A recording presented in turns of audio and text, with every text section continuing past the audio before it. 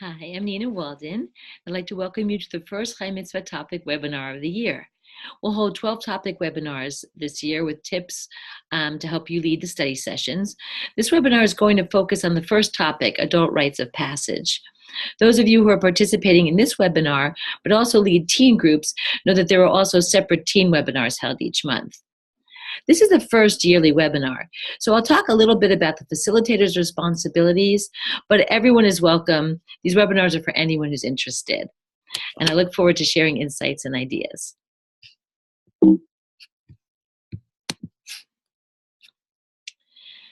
First, I'll briefly go over our agenda. So a couple of words about Zoom. All participants are automatically muted during the presentation, but you can raise your hand to ask a question and use the Q&A button. Just type in your questions as we go along if you have a question. We're going to briefly go over what facilitators need to do. We'll talk about the independent pieces for study, social action, and spirituality that the participants do. And we'll talk about each of the texts. You can see here it says Marcus. Ivan G. Marcus, who tells of the work of Arnold van Gennep, who coined the terms rites of passage to describe the rituals one enacts upon reaching a new stage of life. We'll talk about Pirkei Avot and Kohelet. We'll go over these texts and good ways to discuss them. Creating a new ritual is a text that provides a modern understanding of the topic. And I'll cover some suggested activities and some supplemental materials, and then if you have questions, of course, I'll cover them as well. So let's start out with the facilitators. Number one, make sure that all of the participants in your group register. This is necessary in order for them to receive many Chai Mitzvah bonuses, including supplemental materials every month, the Chai Mitzvah newsletter, and of course the JNF tree certificate, when a tree is planted in honor of each participant who completes the year. When they register, the participants will receive a link to a short survey. This is important to complete because it enables us to let our donors know what we're doing. So I really appreciate you encouraging them to fill that out. Next, ordering materials. It's good to order all of the materials at the same time on the Chai Mitzvah website. This works best because you can save shipping fees. They're usually sent to one location like the synagogue or one person's house. It's most efficient, saves shipping costs. Another thing that's important is the ongoing responsibility to help your group participants to choose independent projects and to encourage them to carry through with their commitments. So people have done all kinds of different things for their independent projects, and we'll talk about this during our webinar. And lastly, the group facilitators should lead the group in choosing dates for the meetings. You can schedule them all at the beginning of the year, or you can schedule them as you go along. Let's start by talking about the independent projects. The personal reflection booklet that you see here can be found in the sourcebook packets, and it helps us to focus on the independent projects with a question that relates the topic to the independent project. The new sourcebook packets, for those of you who received them, don't come with this booklet. The questions are included on the back cover of each booklet instead. And so we want to talk about how Chai Mitzvah participants are reaffirming their Jewish identity and commitment to the Jewish people through study, social action, and ritual, thereby acknowledging the new stages of their Jewish lives, which is relating to this month's topic. For independent study, they can choose a topic that's of interest, that anything they want to know more about. Many people want to study Hebrew or Yiddish or learn more about Jewish traditions, but I've also had people who wanted to study superheroes that were created by Jewish people, or read every Philip Roth book. I mean, it can really be anything for the independent study. I also had some people who were interested in different Jewish artists and shared what they learned with the group. Social action, anything your people want to commit to for the year. You can do it together as a group, or you can do it individually. It can be something small or something large. It's really up to you. And a ritual to take on or deepen. People do everything from going to services to lighting Shabbat candles maybe once a month if they never did it before, or every week. Sitting in a sukkah, shaking a lulav and etrog, something small or something big, whatever they choose. And then let's look at the questions. So on both the booklet or the back cover, the questions are the same. And rites of passage, which is the first topic, the first question is simply, what choices have you made for your independent study, social action, and ritual? Because it's the beginning of the year. And then participants are asked a more personal question. What inspired you to make these choices? So that's a good way to focus in and get started on the independent projects. Each month, the questions relate to the topic. For example, topic number 2 is tzedakah, philanthropy. And the questions are, how has your text study about tzedakah and philanthropy informed your thoughts on your social action project? And has your text study about tzedakah and philanthropy informed your thoughts and actions with regard to your other independent projects? So this is how they relate every time to the topic at hand. Now we can focus on the monthly topic, which is adult rites of passage. And we'll start out by examining the themes for the text study. Okay, so the first one. Life cycle transformations are referred to as liminal moments because we come out of them in some way permanently changed and transformed. That's how you know that you're having a life cycle moment. We're aware of the standard life cycle events in our culture. Drawing on the idea of an event that in some way permanently changes us, there are other events that we might also characterize as life cycle events, and we'll see what some of those are. The planning and preparation leading up to these liminal moments push us to acknowledge and find meaning in the transition as we move from one stage of life to the next. And we can draw upon traditional Jewish life cycle celebrations, and we can plan new personal ones for other life cycle moments. Judaism helps us to divide a lifetime into meaningful occasions and stages. And marking our lives through life cycle events is one way Judaism works to bring order to chaotic times of change and transition in our lives. So each text in the source book relates to the theme in some way.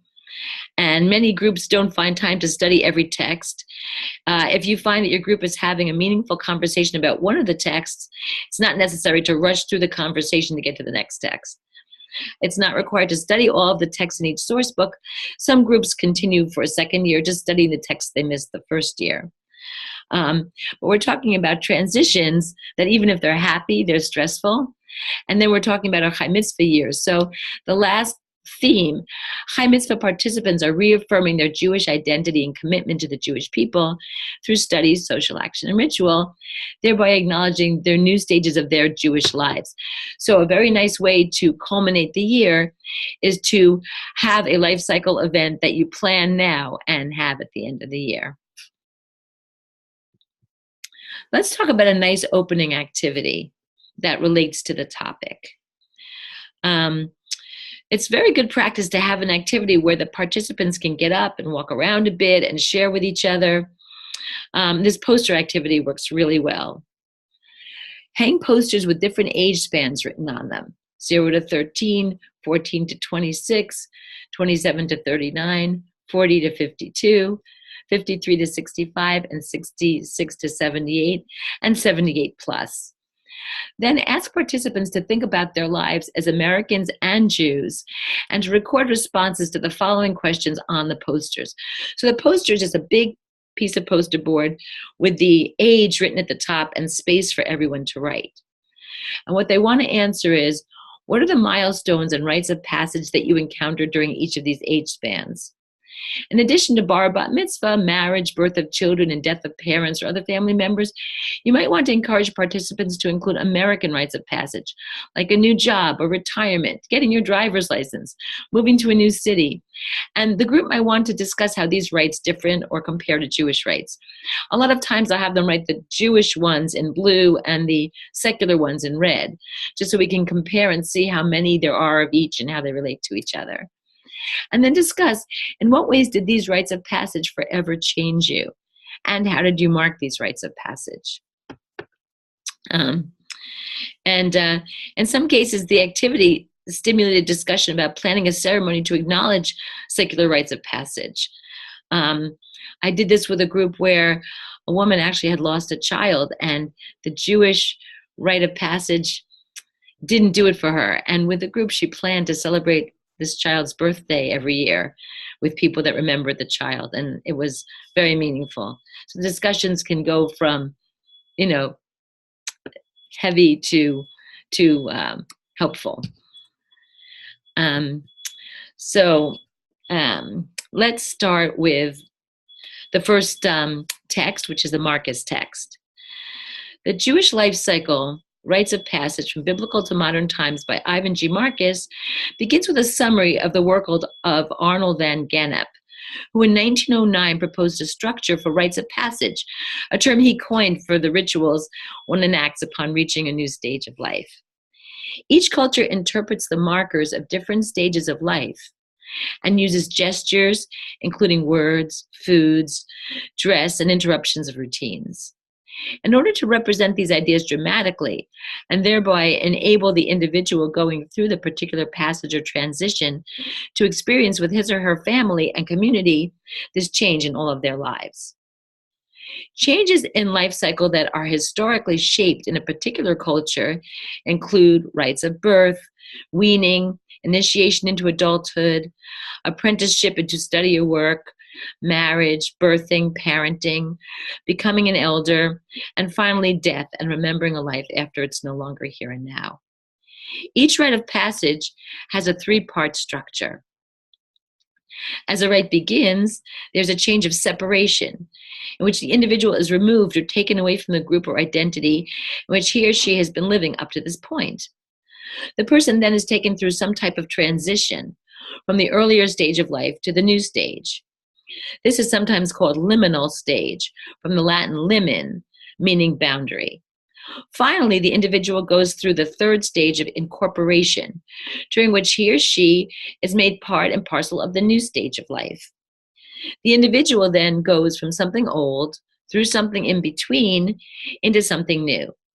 His schema explains how at each stage of development, a person stops being what he or she was, travels along a path of change, and then adjusts to the new pattern of living. The tendency to innovate these rites of passage, this is not only in Judaism, when we look back over the course of Jewish historical experience, we see that every age has contributed to the creation of new rites of passage or rituals, such as bar mitzvah. In early Germany, early modern Germany, or the first hair cutting in 16th century Palestine. These rites and many others were invented as a specific time, in particular Jewish community, and then were either preserved locally or adopted by other Jews and disseminated so that they became widely practiced customs. And of course, they change. A bar mitzvah that you have here in Short Hills, New Jersey, is probably very different from the bar mitzvah in early modern Germany.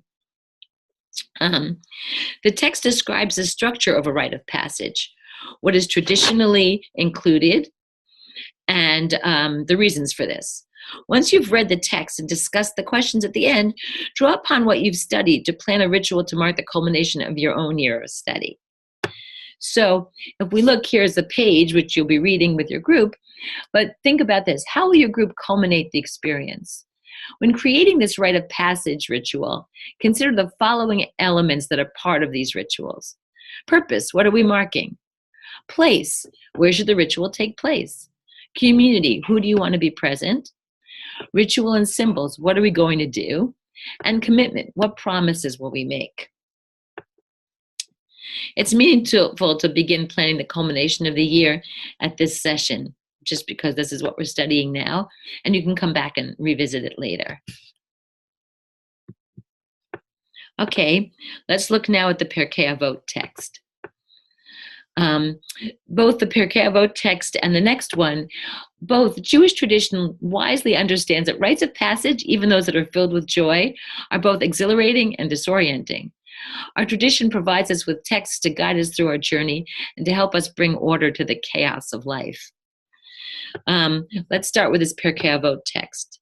Yehuda ben Tema used to say, at 5 years of age, the study of scripture, at 10, the study of Mishnah, at 13, subject to the commandments, at 15, the study of Talmud, at 18, marriage, at 20, pursuit of a livelihood, at 30, the peak of mature strength, At 40, wisdom, mature intellectual powers.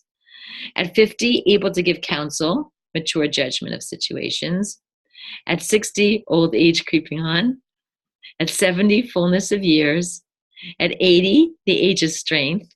At 90, body bent. At 100, as good as dead and gone, completely out of this world. And so we might read this nowadays and see it slightly differently as everything has moved up a bit. We now have what we call emerging adults who don't leave home till they're older than 18 by far. And we tend to be stronger and live longer. I don't think that there is a person who is 70 and feels they're done at this point. At least I hope not. I'm over 60 and I don't feel like old age is creeping on. So you might want to discuss this with your group and see, how they relate to this. But at the same time, let's think of, how do life cycle moments create chaos in life? How does ritualizing these events create an order and bring meaning to life? How are the stages of life organized in this Mishnah? What are some themes that emerge from this organization? So one of the things I can tell you about the chaos, anyone who's ever had a birthday party for a child and they've started crying in the middle, it's a happy occasion, but it's stressful. We all know what it's like to go through a wedding or to plan a bris. These things, they do bring, they're happy occasions, but there is a chaos going on and we do try to bring order to it. Which parts of these lists resonate with your view of the stages of life? I've told you what I think. Are there any parts of this list that surprise you or conflict with your view of the stages of life? Clearly, we talked about that too. And what is the chaos that the rabbis are seeking to order through this Mishnah? Do you think they succeed in bringing order? And if so, how? So this talks about what the stages are, but we have to really think about what the rituals are in order to think about how order is brought to the chaos. Let's look at the related text, the Kohelet text. Similar to the other books of the Bible like Proverbs and Job, Kohelet, which is also Ecclesiastes, belongs to a category of literature known as wisdom literature. Wisdom texts reflect on the nature of the world and the God who created and controls it, and on the place of humans in this divine creation. That's a quote from the Jewish Study Bible. The following source provides a different approach to dividing the stages of life. So I will read this to you, and as you're listening, explain where you would place yourself in the Kohelet text. Explain where you would place yourself in the Pirkei Avot text. We discussed that before. And which division of the stages of life, Pirkei Avot or Kohelet, which you're about to hear, do you find more personally meaningful, and why? Okay, so, okay. These are discussion questions in the source book relating to each text. And you can also use the questions you see on the screen here, which we just went over. Both are seeking to organize the stages of life through different ways. Okay. A season is set for everything, a time for every experience under heaven, a time for being born and a time for dying, a time for planting and a time for uprooting the planted, a time for slaying and a time for healing, a time for tearing down and a time for building up, a time for weeping and a time for laughing, a time for wailing and a time for dancing, a time for throwing stones and a time for gathering stones, a time for embracing and a time for shunning embraces, a time for seeking and a time for losing, a time for keeping and a time for discarding, a time for ripping and a time for sewing, a time for silence and a time for speaking, a time for hating and a time for loving, a time for war and a time for peace. So two things to say about this. The Kohelet text is talks more about doing, whereas the Pirkei Avot text was more about a person and their ages. You might remember a great song by Pete Seeger from the late 1950s, which was also sung by the Byrds in 1965, A Time for Everything. And I will send a link to this song with my follow-up email. You might want to play it to your groups. Now let's talk about creating a new ritual. We won't have time to read the entire text about the new ritual, but I'll provide you with a thumbnail. Again, this text is inspirational for the creation of a culmination ceremony for your group. Okay, so this is a story of a woman who, when she became 60, decided to have a new ritual, which she had in her synagogue. She wore a white coat like a kittel. She read some phrases about aging. She involved her community and her family. And for her, this was very meaningful, a way of making order out of something in her life that we don't have a ritual for. And other people may find that this is something. There are different elements to every age, and people react to it in different ways. And it might be very nice to talk with your group about the different ages and stages and how they relate to them. And then talk about creating a new ritual to bring structure. So this text, Celebrating Aging by Savina J. Tubal, represents one approach to creating new rituals to help bring structure, order, and meaning to moments in the life cycle. Tubal uses traditional symbols to develop a ritual that marks a transition into a new stage of life that often passes without formal acknowledgement. As you read, consider how you might want to apply her experience to creating a ritual celebration of your becoming a Chai Mitzvah. And when you do create this ritual, it should include, first of all, the purpose. What are you marking? Second of all, the location. Is there a significant location where the ritual should take place? For this woman, she was very involved in her synagogue, and that was a good place for it to take place. For your Chai Mitzvah group, that might be true as well. So that's something to think about. The role of the community. Who would you like to be present? Ritual and symbols. What are you going to do during the ceremony? And commitment. What kind of promises are you going to make for going forward? And then consider what communal and personal needs this ritual fulfills. That's going to be important for your Chai Mitzvah celebration, and it could be for any celebration. It's something else to think about as you plan rites of passage. So the following are great supplement. Oh, wait. So here is what we have to think about when we create a ritual. Tradition, similar rites of passage. So, okay, if it's your 60th birthday, maybe it's a birthday party, or maybe it's similar to a bar bat mitzvah or an adult bat mitzvah. It could be a lot of different things. Family and community, they're places in the rituals. And ritual prayers and objects. It's interesting to think about also how people in the United States or in modern society have gone back and even changed some rituals. I have a daughter who's due tomorrow to have a baby. And so I've been looking at baby rituals. In the United States, we have a naming for a girl, which was not always true. We always had a bris for a boy, but not a naming for a girl.